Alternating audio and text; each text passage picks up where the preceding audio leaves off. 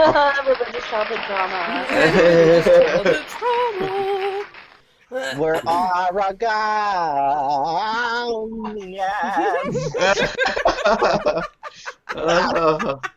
Yeah. There's the intro, everybody. Ladies and gentlemen, there's the intro. Welcome back to our podcast. I'm Kelsey. I don't think we discussed who's saying the names in the row. What? I'm so confused. Yeah, what order are we naming here? I'm The one Bree. laughing is Bree, the one confused is Isaac, and we have a guest. His name is Joshua. Joshua, introduce yourself. Hi, everyone. My name is Joshua. Yay. I don't know what to say. I legitimately don't. Okay, so everybody was listening. I have never been on a podcast before, so this is tremendously exciting. Tremendous. Welcome. Thank you. I feel like I'm like visiting a friend's house. Oh, yeah. Good, because that's the feeling that we want to get. Yeah. All right, so anyway, Kelsey, what are we talking about today? Today, we're going to talk about possession in media and religious trauma and all sorts of stuff that goes along with it. Yay! Woo, childhood trauma.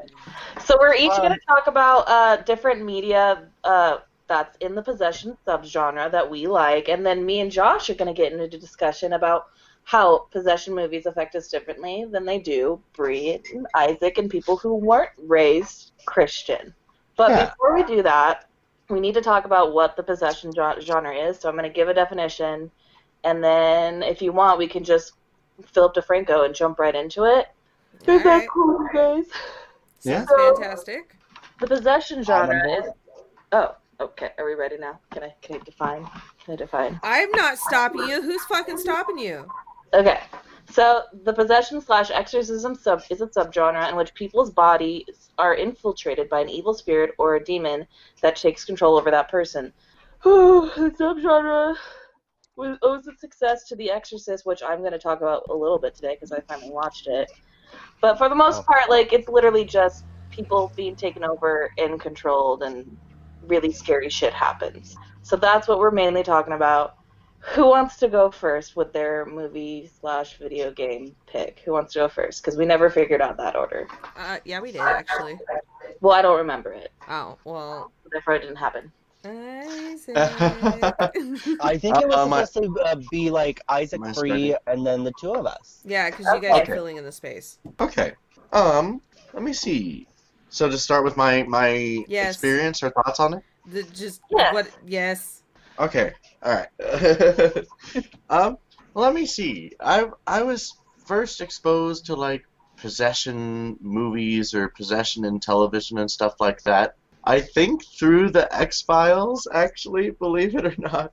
They did an episode of like some type of European religion where, it was this family of immigrants moved in, and the kid got possessed by some type of demon. And, I'd say that was my first experience with it. And, to me, I never really saw it as much more than just, like, fantasy, wishful fantasy kind of things, like monsters and ghosts and stuff like that, where it's like, oh, well, maybe it's true, but I never really, it never scared me too much. Yeah. Must be nice. So, or? Do you want to talk about a movie, or? Really quick. Not to like go on a tangent or anything, but I feel like I have to just like jump in. So like I love the X-Files, and the only reason I love the X-Files is because of like Isaac. So I don't know if Isaac has. I'm pretty sure you haven't talked about it on the podcast because I feel like I've listened to every episode. But No, Isaac used to have a collection of these X-Files on DVD. How many seasons did you have? It was the first two? Yeah, the first two. Yeah. Well, and this was in the age of like internet being available in the country, like in the rural areas was just not a thing. And so if you wanted to hang out with somebody and you went to their house, you pretty much were limited to like DVDs and shit. Mm-hmm. And so yeah, no, because I remember watching X-Files as a little kid, and I think I told you, and you too, Kelsey. I think I told the both of you that I was like scared of the X-Files because they were so like frightening to me as a child. Yeah. But obviously we didn't have anything to do, so we watched the X-Files, and I really like fell in love with it, and that would have never happened if they weren't at your house. Aww. You used to make fun of us for watching the X-Files. Do you remember that? You would Okay, poke yeah. fun at us. I still stand by all of those things. I mean, I do agree that it is kind of cheesy now Well, yeah, in retro. I mean, like Right. watching the 90s, especially the early episodes. I mean, it is pretty phenomenal quality of 90s cheese. Yeah, seriously. And the episode I'm I bet. thinking of was definitely one of those. It was like in the first few seasons, and it was pretty low budget, yeah, schlocky, demonic possession stuff. Fun Delicious. Yeah, I mean, yeah, it's fun looking back on it now. And yeah, I kind of feel the same way about my movie for this episode, which is The Exorcism of Emily Rose. And I have very similar feelings about that one, in that I saw that one when I was about 15, and me and Kelsey actually saw that one together at a friend's house at night, and it was like Just stack it October, on. November, or something like that. Yeah, the middle of fall. And yeah, we watched that one. I remember being like pretty freaked out by it, pretty spooked by it. Oh, yeah. Especially the first part of the movie. I remember being pretty spooky. Her performance The one where is she's terrifying. I mean, the actress just did like a phenomenal performance in this film. Yeah, she But really did. I think like you're talking about like the earlier scenes where she's like at the college and it's just starting to happen to her, right? Yeah, and it's just starting to happen to her, and Yes. she's And she hallucinating hears, like, the everything, people and chewing and the teeth chattering and like the silverware. Ah, my ears do not yeah, like that that part of part, the it movie. was really disturbing then. Yeah, it's like, because after we saw the movie, did we even finish the movie? We did not. I think we finish just saw the first part of it. Yeah, that's I have that's right. never finished the movie all the way through. I have seen the whole movie, but I've seen it in parts.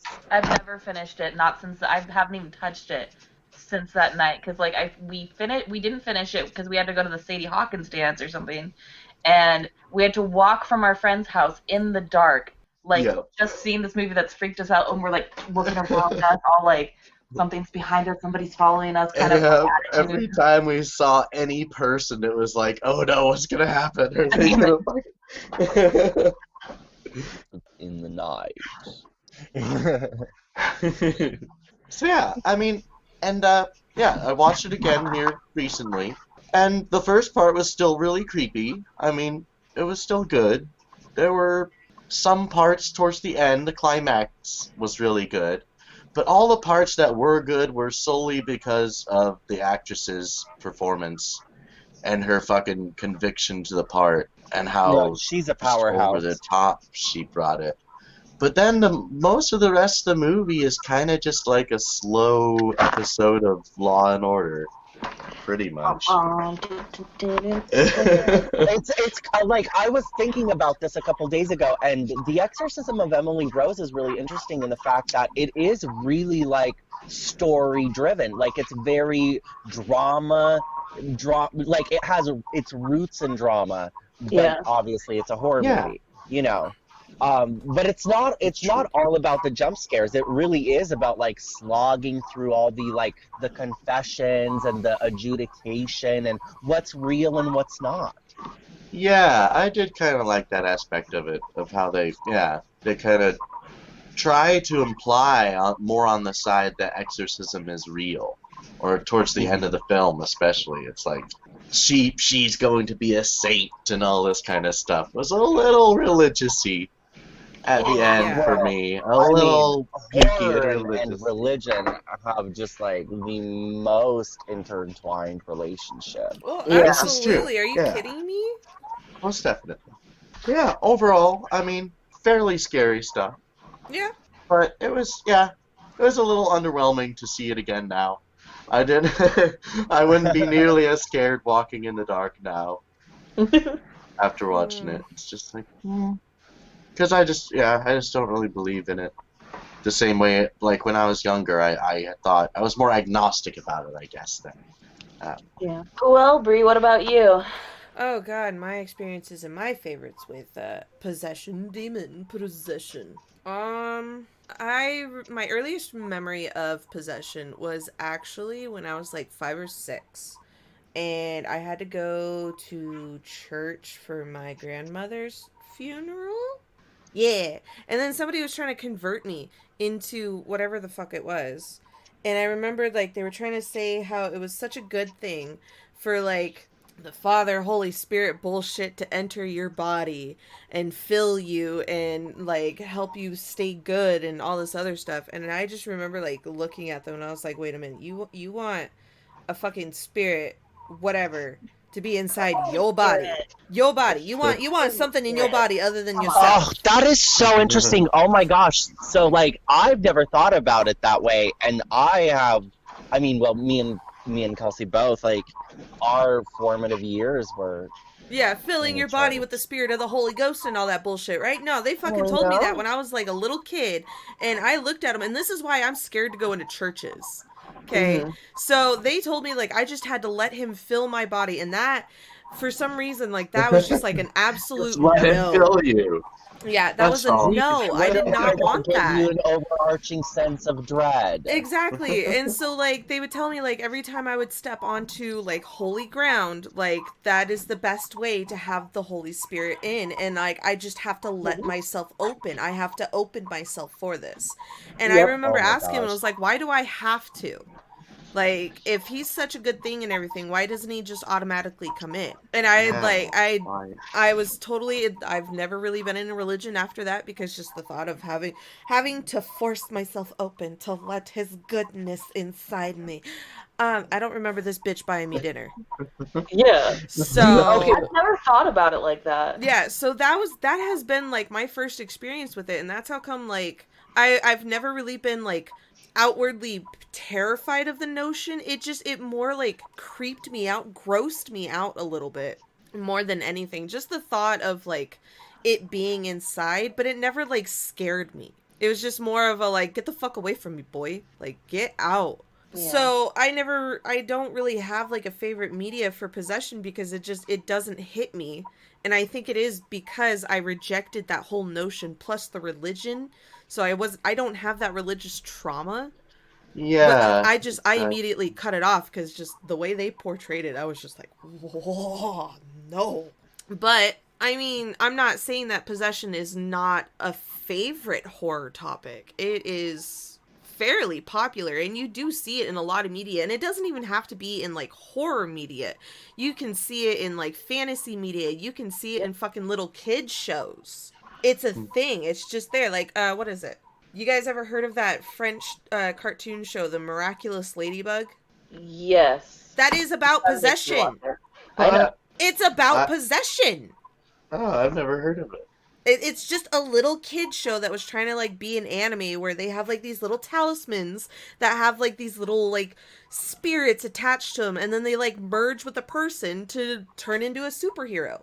It's a form of possession. It's like, actually pretty cute. It is. It's actually really adorable. I watch a lot of it because it's cute. Yeah. But I mean, possession is it's a fairly popular topic, but what made it popular was religion in itself, because religion has been preaching about that for fucking years, about possession.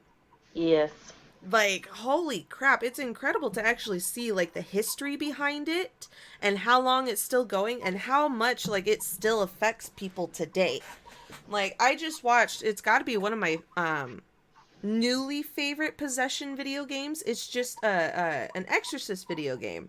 And you got like 5 chapters with 5 different types of possessions. And what are you doing? You are the exorcist. So you got the Jesus cross. You got the Jesus juice. You got the Jesus like candle, and what was the Jesus spray.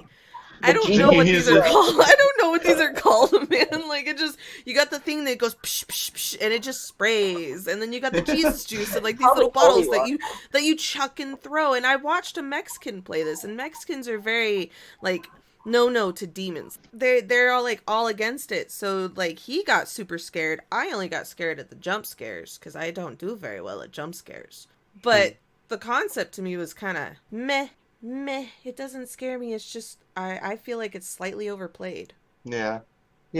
So there's my experience Same. /favorite media. You can only have so many exorcism scenes before it's like, I've definitely seen this a few times. Yeah. Like, it's like bleh, bleh. So that's my part. Oh, okay. Well, I guess it's my turn. Oh. So my earliest recollection of possession, anything, obviously, I think I've told part of the story before. So you two, Kelsey and Joshua, you two have a very deep connection to fear with demonic possession. Yes. Oh yeah. So your guys' stories are going to be almost what could be considered worthy of a warning, perhaps. Yeah, no, I would definitely say like if I mean, dare I say like child abuse is a trigger for you, probably not. Yeah, probably not the best part for you to listen to. Yeah, trigger warning, religious trauma, child abuse. And I guess, like, to a point, like, I don't know if we've already explained this in one of our other episodes, but we are not religious. Nope. But Yeah. we're not going to try to shit on any religion, because, you know, people Yeah, are free to believe this whatever. is not about like my dislike for a specific set of beliefs. Like It this might is just come out a little bit when we talk, Yeah. but it's not like to say like, oh, all Christians or whatever are bad. It's just we've had bad experiences, and there's still like some anger there. Yes. Yeah. Well, like Understandably. for me, it's not so much anger. It's just like, I mean, like the religion doesn't make sense to me. Mm-hmm. There's the So warnings. there's the warnings. I'll start really quick and do. So we're kind of gonna do what Bree and Isaac did, and then we'll lead into a discussion of just pure terror. Yeah. So my first experience with possession and media and possession in general really was when I was like 6, and I've told part of this story on the podcast before, but like when I was a little kid, I went to a sleepover, and during that time, like there wasn't like Netflix or Hulu or anything. We just had like regular TV channels that we had to watch, and we were flipping through TV channels, and The Exorcist was on one of them, and it was the scene where it's like daylight, and Reagan is sitting on the bed, her head is turned all the way around, and she says something about like, your cunting daughter or whatever. It's the crucifix masturbation scene is what I saw. And oh my god. yeah. Great way to start. I freaked out to the point where I was crying, and my aunt had to come and pick up me and my cousin and take us home. And oh man. And it scared me so much. I asked my grandparents about it, and like I was raised Lutheran and non-denominational, and my mom's non-denominational, my grandparents and everybody's Lutheran, and so they told me that absolutely can happen if you like play with a Ouija board, or if you're just naughty in some sort of way. Like if you invite evil in any way that's deemed sinful, you can be possessed by the devil, and all the horrible things that happened in The Exorcist can happen to you. So it took me 22 years to finally finish that movie. I finished it, how many days ago was it? Like 4 days ago? 4 days. Yeah. Mm-hmm. Objectively a good movie. Still don't like the crucifixion masturbation scene. That's still like very, I didn't like that. I didn't like that at all. Not a fan. Not a fan of that. But the rest of it was fine. But that's not the movie I'm going to talk about. Because I've only seen it once, so I don't really think I can have like a good opinion on it.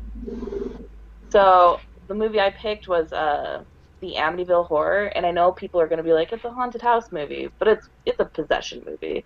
Like Absolutely. The dad gets they move into this house, and the dad is slowly possessed by the quote unquote demons, that are in said house, and he becomes like more violently ill and like just chasing people around with an axe, very Jack Nicholson via The Shining. Just I was just gonna say. yeah, I mean, Shining came after that, but I think I think the book came out before the Amityville Horror. Anyway, so like that's one of the only possession movies that I've ever like watched all the way through multiple times. Because like my uncle had like the first two on VHS, and I don't know, I just for some reason I'm not good with possession movies, but the Amityville Horror for some reason I like it. Minus the Ryan Reynolds remake, I don't like that one. I don't care what you say, Josh. That's not a good movie. I adore it. You know what? He is a very skilled actor, and I Not appreciate in his horror. body of work. Not in horror, I ma'am. appreciate his body of work. Dun, dun, No. dun. But yeah, like I mean, if I'm gonna recommend any possession movie, it's gonna be the Amityville Horror from 1979 because it's so good. Even though that whole thing is a hoax, you cannot convince me that that didn't happen. And did you know there's 21 Amityville movies? There's 21 Amityville movies. Jesus. Why? Why? What is the point of this? I don't understand. But yeah, I don't really know what else to say on it except for it's the possession movie that I could finish. But I mean, I'll go in deeper into like all the scary aspects of possession when me and Josh start our Whole talk. yeah. All right. So, Joshua, my darling guest Hi. into our lovely podcast. Hi, thank you so much. Oh, it's wonderful such to an have you honor and here. a pleasure to be here. Yes, it was just. I know your schedule is super full and everything, but Oh my gosh, I'm so happy that you made some slammed time. from left and right. Yes, it's all right. I get it. You know, sometimes the day's packed and you don't have a lot of wiggle room. I get it. But I'm hoping. And I just want some wiggle room. Oh my god. Sorry, I can't keep the straight face. So why don't you go ahead and share with us, like, your earliest memory of, like, understanding possession, and then what's your favorite one from, fairly popular medias? Baby, my understanding of possession was, like, from the jump. So a little bit of background on me. So my adoptive parents, who raised me since I was like 6 months old, are Russian Pentecostal Christians, which means that they do speak in tongues, and they do view the Bible as a literal interpretation of itself. So I was basically the church that I went to, like, there was no Sunday school for kids. You just sat in the church for like 3 hours and listened to them tell you that Satan and his demons were hunting for your soul. So I had a deep fear of demons and Satan and possessions, like from a very young age. And it wasn't until like I stopped believing in Christianity that I was even really able to watch horror, like of my own volition, because I really wanted to see it, and not just because like I was at somebody's house and they were watching it, Yeah. Like I remember watching Jaws, and like it was scary, but I didn't consider it like a horror movie. Like I thought it was just like a scary kids movie, because to me, like, horror was like Satan. Yeah. Yeah. Okay. Yeah. Because I remember watching Jaws at a friend's house when we were like, we must have been like 7 or 8. We were not very big kids. And he went to the same church that I did. And like we just thought it was like a scary shark movie. I see that. Yeah. All right. So do you have a favorite then? Oh yeah. So my recent my scary favorite is Hereditary. This movie honestly made my skin crawl, and it really kind of like almost woke up inside of me some of my old like demon phobias, you might call it. I don't know. Ooh, shit. Yeah, no, like definitely. So the movie has a lot of like religiosity and religious symbolism in it, and it's not like overt. It's very subtle throughout the film, but like, I mean, can I say that I was raised in a or is that going too far? You were raised in a just say it. It's your personal experience, bro.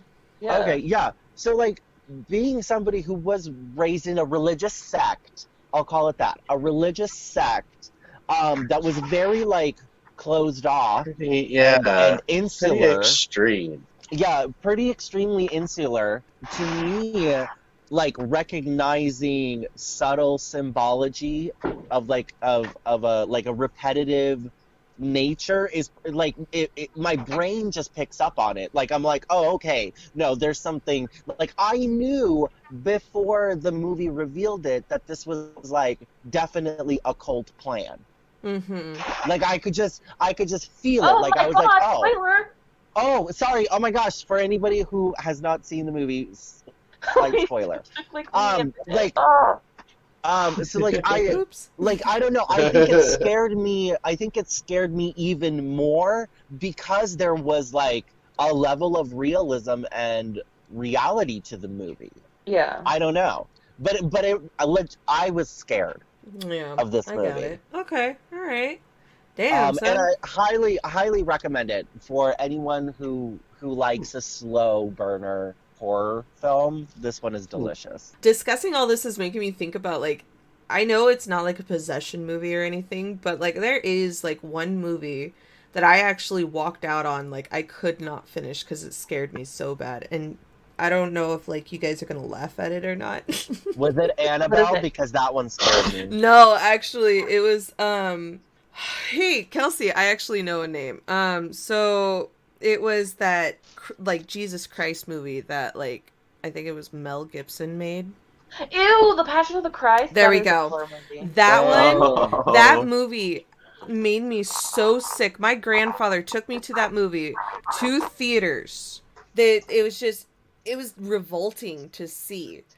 Yeah. That's what I thought watching it too. It was just like, this is so fucking over the top. It's Over so the top. racist and Inaccurate. anti-Semitic Yeah, and historically oh my God. inaccurate and unnecessarily brutal.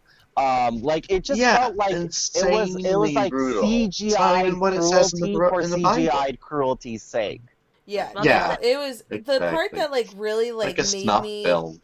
unnerved was like watching like The nose especially the prosthetics? part The nose prosthetics on the Jews to make them look extra Jewy. Did that make you uncomfortable? Because that made me vehemently uncomfortable. it was more of like seeing like the amount of blood and knowing like the body cannot produce that much blood and still be alive and shit. But He would have passed out. And He then- would have bled. Gallons. Yeah, of it was ketchup. gallons of it. And then like to hear people in the audience like, oh, that's so Bawling and terrible sobbing. and crying. And I'm just like, that is nothing more than This is disgust. trauma porn. Trauma porn. Like literally- Yes. this is overdone to try to convert you guys. Like this is literally to try to get you to sympathize with what is going on. And I'm sorry if like I'm digging on your religion and shit, but like this is But what no, I no, got I from think it. It's not accurate. No, it's a to the legitimate Bible criticism even, though. because Yeah. Mel Gibson, if we're going to dissect the film or like do a mini dissect of the film, Mel Gibson is a Catholic, and objectively speaking, out of all the Christian denominations, Catholicism has been the most violent and oppression form of Christianity for probably a good 2,000 years. Mm-hmm. Yep. Catholics, I'm sorry.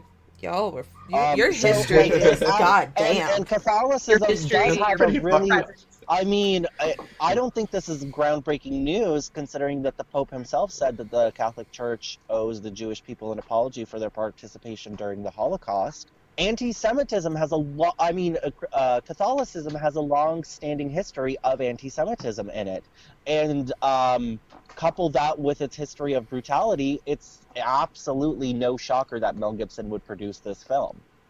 Yep. Yeah. So I know it's not a possession movie, but I think that one's got to be like one of my top 5. Like I will never watch again because it made me so scared and so uncomfortable.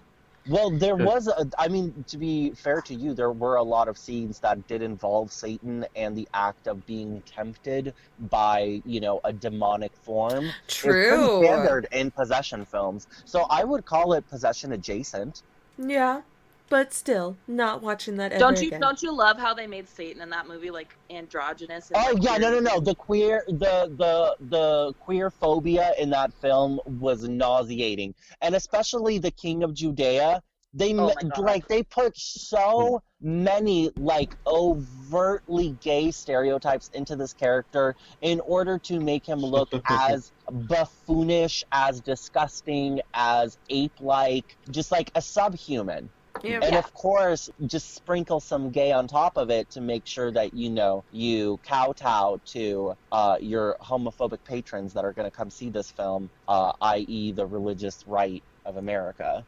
Yay. Ooh. Yeah. All right. They love a little bit of queer bashing in a film. Of course. They And do. that movie's getting a sequel. No. Yeah. What? No. Are you The serious? passion of, 100%. oh my god, please tell me it's going to be called The Coming of the Christ. But it is going to be about, Mel Gibson says it's going to deal with Jesus coming out of the tomb and stuff like that. Dude, So- he's coming out of his closet. Yeah. Let me guess. He comes out Honestly, the tomb. though, They honestly, immediately though, grab him and just start beating the shit out of him some more. Apparently. And more blood flying Oh everywhere. my My whole God. Bible for the No, first no, film might have been like, not just followed. a tangent, though.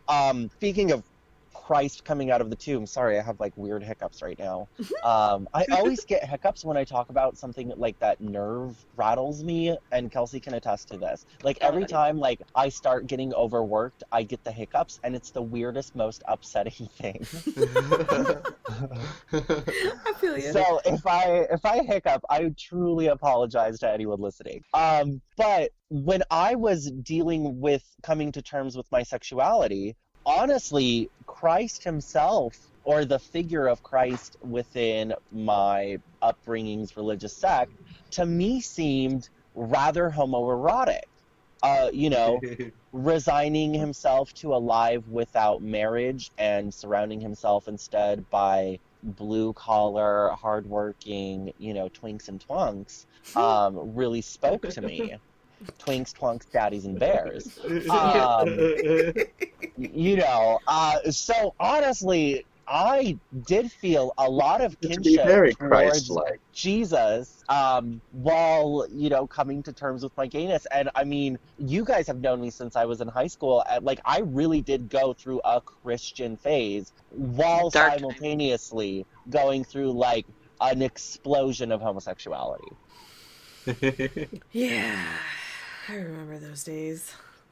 That's another thing on top of our religious trauma, fear, possession films is like we're both queer kids. Yeah. Growing up. I mean, I was very lucky in that my mom, like, she's very Christian, but she's like progressive Christian. So I didn't even know technically that being gay was considered a sin until I was 13. Like, I didn't know people thought that way. I knew that being gay was a sin by the time I was 13. No, I was like, what? People think this way? And so, but when I did find out my family that is homophobic let me know how sinful it actually was, to the point where I didn't I'm come sure out of they the closet until I was did. 17. Yeah. Mm-hmm. Like, my mom would tell me, like, no, it's not true. Like, why would God make people this way? If it was a sin, like, that's stupid. Like, don't believe everything they tell you. So I'm getting two different things growing up, so that my little teenage self was confused. That's just another form. But we're not talking about that. We're talking about possession. Yes, we're actually talking about demonic possession, but now we are going to be discussing your guys' trauma towards it. And why we have such different Well, I guess we were kind of films. sort of doing that. Well, a little bit. We were also there's discussing, such a- like, in our Such media an easy stuff. segue. Oh my Yeah, gosh, I so love now- this. You both, like, gave a little snippet as to how, like, this has affected your life, your day-to-day life, hearing these terrible tales. So, I guess, are we comparing Let's compare and contrast. who had the worst Yeah. childhood? We were both told that hell was real and that Yeah. the devil could come inside you, and everything we saw in these possession movies could definitely happen. Whereas, And like, I was told that the devil could possess you through the TV. Yes. Okay, see, Oh okay, my here's a question. God. My grandma Okay, told me that too. What So- the fuck? you both mentioned, like, you guys got told growing up, like, how exactly the Satan guy can invade your bodies. So, No. can you list off, like, different ways that you were told, like, that's how you're gonna, like, get, like, a demon possessed inside and shit? Was it, Oh, like, yeah. if you turn on the TV, My Satan's gonna come pleasure. inside? Oh, you know? what? Do you wanna go Kelsey, do you first? mind? Do you mind? Go Yeah, for no. it. Yeah. So growing up, I was told that it wasn't just the devil himself that could do it. Like, you could help the devil possess you just by thinking the wrong thoughts. Yes. Jesus. Wow. So I mean, if you want to talk about, like, Psychological terror you know, right there. yeah, Yeah. no, I mean, so this is why, like, not to get political, but when the right likes to talk about, like, oh, being triggered or things like that, like, no, there are things about Christianity that legitimately trigger me. Yeah. And also tying into the right, this is thought policing at its most brutal form. Seriously. I truly feel like my psychological well-being, like my mental health, would be a lot better if I hadn't been raised up in a religious fashion. Yeah. Another way that the devil could possess you is obviously through the media. That was a really big one. So, like, Especially the like, liberal media in my family. well, in mine it was like listening to secular music Oh, yeah. could invite Satan Even into you. just- Like, certain secular music can Yeah. invite the devil into you because that fucks Yeah. with your thoughts. yeah, and also it wasn't just the devil. Like, there were, like, sex demons and Yep. demons of perversion, Mhm. or like demons of violence. So it depends on what you're watching. You could be possessed by whatever. It's basically was sort of like, I guess, their justification of you are what you consume. So, Yeah. like, clearly, Huh. if you watch a scary movie, then you're also going to be possessed by a demon because you've, like, invited that into your mind. I was also told Yeah. that, like, because my mom surrounded me with, like, because my mom mostly has, still has gay male friends, and we would watch gay media, that's part of how I became bisexual. It's because my mom invited it in by having me surround myself with those people and watching the baby. Yeah, that's what my Yes. grandparents told me. It Yeah, turned you well, gay. I'm gay because me of the by- library, the public library. my I God. went there too often and I read too many books, and that's why I'm gay. Jesus Oh, Christ. Okay. wow. Yes. But yeah, so basically it's if you do get possessed, it is your own fault. Yep. Also, there's also a level of blaming whoever got possessed, because, like, if you were holy and if you were praying and if you were keeping your spirit righteous, this would never happen to you. Exactly. So that was literally their only, like, defense, according to them, against these demons and Oh yeah, to no, avoid possession. praying every single day and repenting for every wrong thing that you did or thought was Yep. the only way to save yourself. Wow. That does not make any goddamn sense. Nope. Like, Yeah, not at all. we You have believe all it. these different ways for these fucking demons to come in. Like, did these bitches never even thought this through? Like, No. this is terrible. You got all these fucking ways that these things can come inside you, but the only way that you can protect yourself is if you get on your knees and you pray. You pray, you repent, you surround yourself by holy, righteous people, you consume the right things, Yeah. you read the right books, like You read the Bible you read the Bible day. every day. Growing up, I went to church 3 times a week. Yeah. If I was with my grandparents for any extended long period of time, like for a summer or something, or when I lived with them, I went every Sunday. When I was with my mom, I went whenever I wanted to. So, like, I had both. Like, I had the best of both worlds. I had the non-denominational, progressive, like, do what you want thing. And then I had the, you're going to church every Sunday, you're going to read your Bible every day, and you're not going to watch secular media unless we approve of it, or you're going to go to hell and a demon's going to enter inside you. Man, you know that. Yeah, Actually, I mean, like, speaking of secular media that they approve, like, I wasn't allowed to watch things like Harry Potter or Pocahontas. Like, I wasn't even allowed to read Harry Potter books as a Oh, kid. yeah. I was What was allowed by wrong my with mom. Pocahontas? Physics. Magic. Magic's in it. Yeah, Oh, there's I magic Yeah. in spirits of the pagan nature. witchcraft. Yeah. And What more the dangerously, magic in a positive light that has nothing to do Yes. with Satan. So that Yeah. was even more dangerous in their eyes. Terrifying. Because I got that Satan, too. because you have to realize, because Satan is the father of lies. So even if it looks like magic isn't coming from him, it is coming from him. Like he's Uh, just lying to you. So no magic can possibly be good. All of it is evil. You know what I don't understand Wow. though is like I wasn't allowed to watch most magic related content, but my grandma would watch all those soap operas that had like fucking witches in it and shit. But yet if I watched it, the devil was Yes. gonna come inside me and all sorts of weird shit was gonna happen. But I weirdly was allowed to watch Goosebumps. I just remember this. I was allowed to watch Goosebumps, but I wasn't allowed to watch like I was not allowed Harry to Potter watch around my or grandparents or read anything. Whereas my mom was Goosebumps. like, "Do what you want." Like, ugh, no. No, I honestly, I only really started consuming media that I was choosing around the time I was like 11, 12 years old, when, ironically, I could take my bike and go to the public library. Yeah. Hmm. How freeing. I know. Okay. The evil public library. Public libraries are important. Please keep them funded. Yeah, seriously. Actually having access to information and like outside perspectives. Defund the police, fund the Shit. public libraries. There you go. Bree, you were gonna say something. I know, I'm trying to remember what it is. Oh, okay, so here's my thought. You guys explained, like, in order to prevent having the things come in, you gotta do the prayer and blah, blah, blah, blah, blah, all that weird fucking shit. Mhm. Limiting yourself, basically building a wall against any potential negativity, according to them. Yeah. So, you also mentioned, like, the fault of blame for a possession usually landed on the possessed. So Yes. if those are the only ways that you have to prevent the demon from taking place, and I'm going, like, there's, from what you guys listed off, there's only a couple things that can be viewed by others. Most of this sounds like internal. Well, no. protection.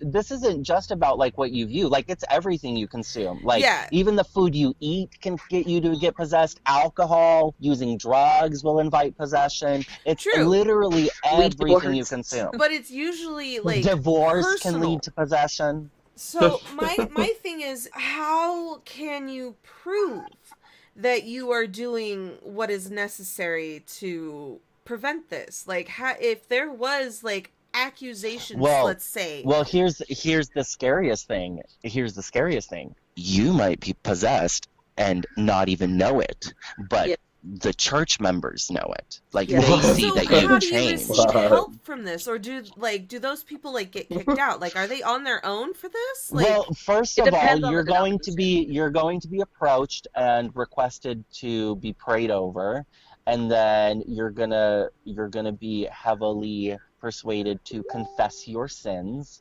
usually publicly. If not publicly, it's going to be among the senior brothers. So like the deacons, the pastor, you know. okay. I need to. I know we're branching off a little bit, but I need to say something. So, do you remember that the last time that you guys were able to get me into a church, Oh yeah, the one where I Dark. ran out crying? yeah. Now that all the things that you're saying that people do to banish a possession, a demon, that all happened to me when I walked into that fucking church. Oh yeah, no. Absolutely. Everyone who hasn't repented and isn't saved and hasn't converted to Christ, needs to be cleansed. Oh my god, Yeah, I like, ran out because I was getting like too crowded. Like there was too many people touching me, and I like Yeah. I Well, told yeah. them no, and they still touched No. me.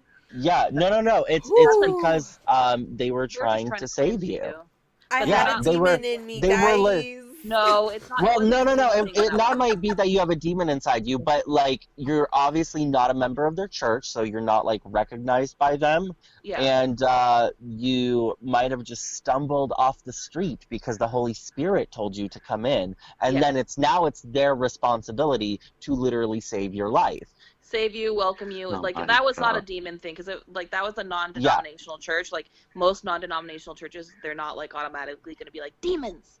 Like, Yeah, it's literally but just they I know, will I feel- tells you into automatically Christ. assume that you, yeah, Yeah, you must they be led to really Christ. should not have Yeah, do that. Like, I don't care how yeah. fucking Usually, new. when you go to a regular church service at that particular church, they don't do that to you. That was a special event night, and it was weird and wrong. Like, I'm not saying it wasn't, Yeah, I obviously, was. because I had my issues that night too.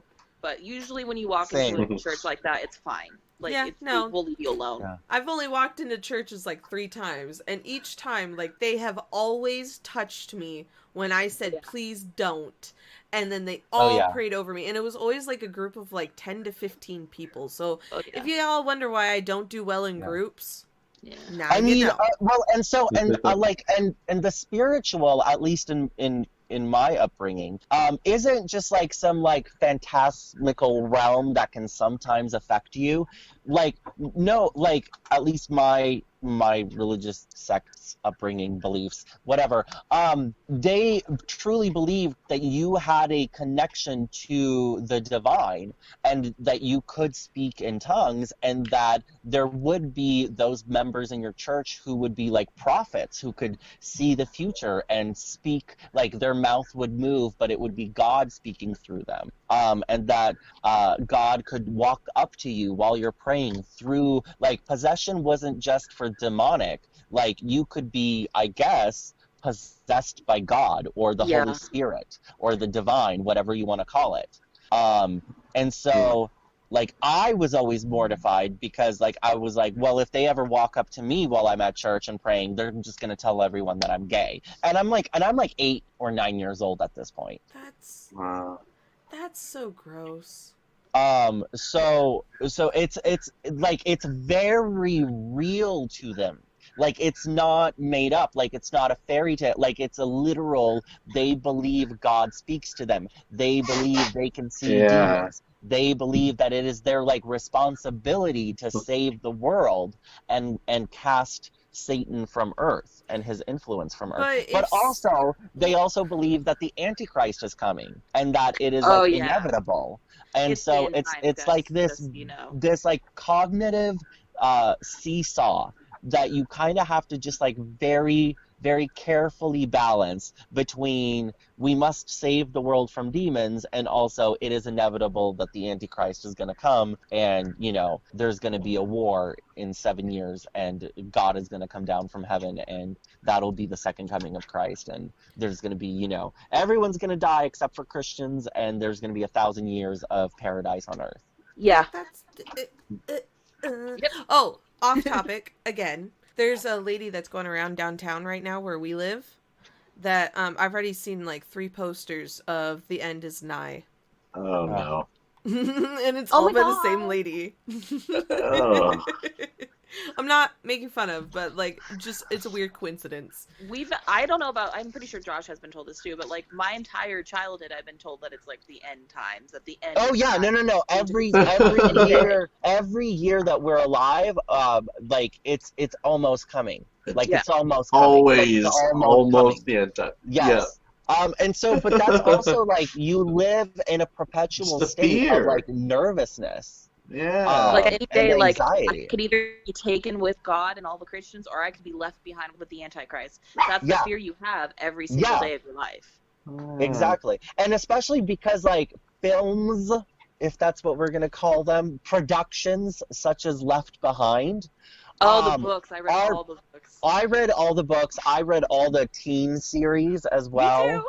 I love teen And series. watched all of the movies, including the Nicolas Cage one, but that was more for my pleasure. That was hilarious. That was great. But they were presented to me, because Left Behind came out when I was 9 years old? 9 Yeah, years old. we were about like Yeah. late elementary school. Fourth grade. Yeah. Left Behind came out when I was 9, and my parents took me out of school when it came out, just so I could come home a little earlier to watch it with them. And then when I asked my dad to stop playing it because it was scary to me, he was like, no, you need to see this because you need to know what's coming. Like, Yeah, this is all how real. we prepare you. This like, is we're preparing you for this is all what's going to happen, and you shouldn't be scared because this is just the truth. This is just what's going to happen. So, like, get used to it and watch this movie so you know what you're going to have to do when all of this happens. Yep. Wow. It's like doomsday prepping, pretty much. What the fuck? Yeah. Welcome to our lives. Yeah. Yeah. No. Brainwashing. I mean, like we Holy would shit. in our church, we would talk about Revelations at least like twice a month. See, that's the one thing that I didn't. We like in both Lutheran and non-denominational churches that I went to. It was mostly about like Jesus and is love and happy, happy, joy, joy. But occasionally they would throw in a little bit of hellfire, a little bit of homosexuality, a little bit of adultery. Like it would just be like sprinkled, like little sprinkles. Whereas I was Little raised on sprinkles of fun. the end is coming, or Satan is possessing you, or Oh, we got the end is coming when Obama was elected president. oh God, Obama was the Antichrist, by the way, Yep. if you guys weren't aware. And like not my grandparents' church. Like there was a church that I went to, not here, that told us that Obama was the Antichrist, and here's why. And my little high school mind was like, it's because he's black. You guys are just mad that we have a black president. Yes, That's it was happened. absolutely because he was black. No, because in my church it was it was like a little wheel that you would spin. It only had like 5 topics on it, but wherever it would land, that would be like the random sermon of the week. Wow. Or at least that's what it felt like to me. You know, there was no literal like spinning wheel, obviously, you guys. I'm just using metaphors, okay? Yeah. But it would either be about, Revelations / the apocalypse / Jesus is coming, the end is nigh. Yeah. Or it would be homosexuality is causing hurricanes and Yep. death, and the only way to end murder is by killing all of the gays. There was women need to be subservient to their husbands, like lots of sermons about how it's not a woman's place to ever teach a man. Ever. Wow. Weddings, as soon as you turn 18 or 17, basically if you're not married by 19 or 20, people are going to ask you why you're not married and why See, you're not I didn't get that children. until I didn't get that kind of shit from my churches until like I moved to California and had that whole Mormon experience. When I was like 19, they're like, "Why aren't you married? Why aren't you engaged? We should find you a man so you can start your family." Like legitimately, my second time going to a Mormon church was them being like, "We're gonna find you a husband," and I'm like, My 19, like, I don't nephew want a got fucking married. husband. My nephew got married 2 months after turning 18. Wow. And he's on 3 his second months? kid now. Insane. And about to have his- he's having his second child after taking a 5-year break. So his first child was like immediately, he was maybe like 19 or 20 when she was born. That's too young. He was a child. Yeah. Yeah. Yeah. Especially like nowadays, because like human life expectancy is so much larger than what it used to be back in the day. I Like, know, but there's these absolutely no people- need to pump out 16 children. No, I mean, go my sister, explore. my older sister, she's not my biological sister, but she's my adoptive father's daughter from his first marriage before he converted to Christianity. Jesus. I know. She has 6 children, and she was married at 17. Wow. Ew. Nuts. No, marriage that early. I mean, I'm My all mom about, was like, very much marriage not all like that. now. My mom's like, please don't get married and have kids because I don't want to be a grandma. That's what I got. So thank you. I mean, I'm not 30 yet, but by the time my sister was 30, she already had 4 kids. My mom had 3 by the time she was 28. So yeah. Well, that's just how we're No. raised. We're raised to think that our whole goal in life is not only is to Yeah. serve the Lord, is But to also get that married and contraceptives were a Raise sin. kids for him. Condoms are absolutely a sin. You are killing children every single time you use a condom or masturbate. Oh my god. So, like, I had weird, like, there would be times where I'm like, it's Sunday, I can't jerk off because God is extra watching. Yeah. Oh wow! Oh my Yeah. God. That Yeah. was literally me. I was like, can't Like, do it on the Lord's Day. I remember the first time that I was like, fuck it, I'm jerking off on a Sunday, and I'm gonna do it in the middle of my bedroom. So rebellious. Dude, that's crazy. And it was a moment of like reclamation and euphoria. Like I was maybe Seriously. I don't know, like I was going into 7th grade, so 13 I maybe didn't get out of that until 12, like 13. I didn't get out of not doing it on Sundays until like I was 20. Oh, wow. Yeah, like I think right after the whole Mormon thing, Wow. that's like right after That's what, right after yeah. that, I was like, I'm getting rebellious now. I'm gonna do Yeah. what I want. And then yeah, no, not till I was 20 years old did that slowly Good kind of start. Lord. Wow, But damn. like When you were brainwashed growing is up, effective, man. when you were growing up, were you told that every other religion, and not just every other religion, but literally every other church, so everybody outside of your church was kind of doing it wrong, and they were probably Um, going to hell? so with my mother, like I said, very progressive. She told me that anybody who was a good person, Christian, Jewish, atheist, Satanist, doesn't matter, they're going to heaven. But my grandma, told me everybody who wasn't Lutheran was going to hell, especially the Catholics. The Catholics are the worst. They are Especially the Catholics. Yes, because like Lutheran is a form of Protestant, and that's very because there's branches upon branches upon branches in regards to like Christianity. So like you have Christianity, and then you'll have like Protestant, and then you'll have Lutheranism, and there's branches off of that. So like it's just ongoing. As long as you were under the Lutheran branch, I was told you were going to heaven.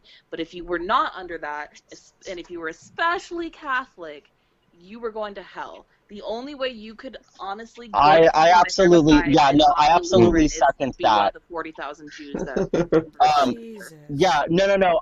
And also, as a caveat, I was told that the Catholic Church was actually in cahoots with Satan, Yep. and that they were going to be the ones that like What the fuck? legitimize the Antichrist because Yep. they were going to be like the biggest figure of the false Christ church, Yes. of the false bride.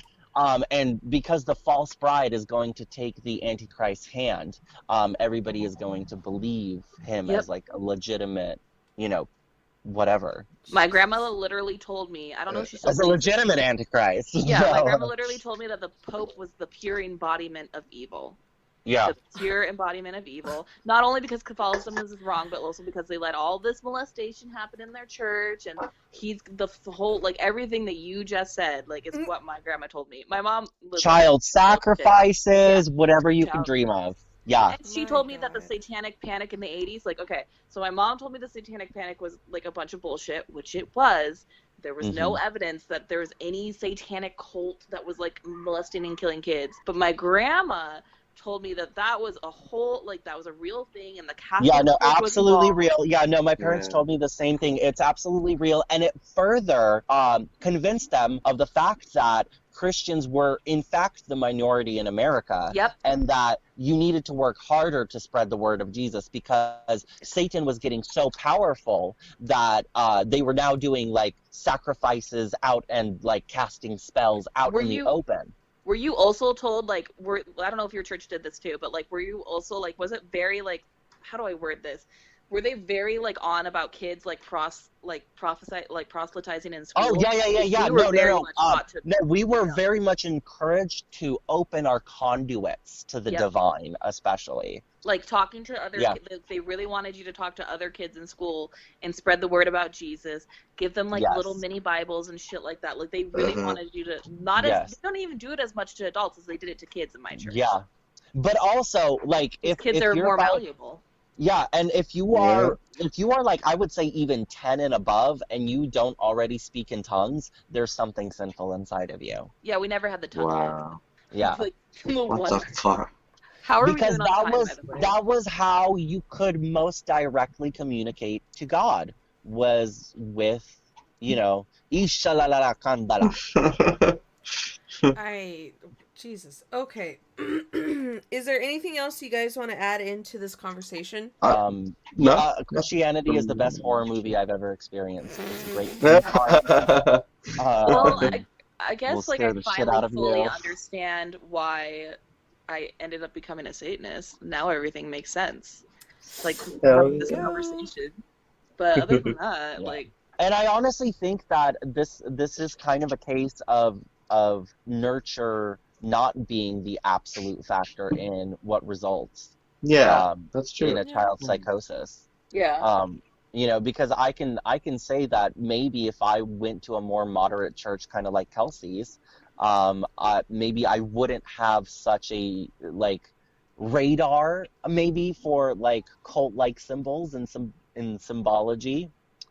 If I had just been non-denominational, I wouldn't have been as bad off. There's still Yeah. like some toxic aspects, like the whole idea of telling your kids about the existence of a hell and shit. I think that's just fucked up beyond belief. Yeah. Like that's just Yeah. child abuse. Like Well, and also, after I found out that I was adopted, and also that I was adopted from a Jewish woman, diving into like my own history and heritage and ancestry, I found out that, I mean, Christianity is absolutely a fan fiction version of Judaism, and in Judaism there is no hell. There's no concept of hell. It's not in the Old Testament at all. No, there's described as like a land of waiting where you're basically just kind of bored for all of eternity until it's like your turn to So hear your Earth. case adjudicated. It's very Jews have always been about a legal system of some kind. Yeah. So basically, you know, you would either be adjudicated to just like kind of spend the rest of your eternity in this like boredom wasteland, or you got to go into the gates of heaven, which wasn't just like this expanse that you could frolic in. Like it was like a city. So like, you know, Oh, wow. you needed to do things like do acts of kindness in order to get into the city. So like the more selfless you were and the more you thought of your community, the larger your reward would be in said heaven. It wasn't about like sinful or less sinful. It was very, very much about like, did you better the society you lived in to the best of your capabilities? Yeah. Yeah. Which I would so much rather believe in that version of heaven than the one that I was raised on. Yeah. Because at least there's some sort of sense involved. Yeah. Instead of scare tactic. Yeah, it's like a positive encouragement sort of thing. And the punishment was just like basically, ha ha, you're bored forever. Yeah. Like, You know, which I feel like is very judicial. You know, like as a punishment, it's a pretty good one. Yeah. I have to agree with that. Seriously. Anyway. Okay, so we all good then? Yeah. Thank you so much for having me. Yeah, it was fun having you on here. So thank you guys for listening. Thank you, Josh, for coming. Make sure all of y'all like and subscribe on our Podbean, YouTube, Instagram, Facebook, all that shit. We are also, once again, going to continue to leave resources for you to support and educate yourself on Black Lives Matter, LGBT resources, and I'm even going to include a link to vote because this election is very important. Very, very important. Please register to vote. Please vote this year because I'm tired of living under a fascist regime. But that's all. I hope you enjoyed listening.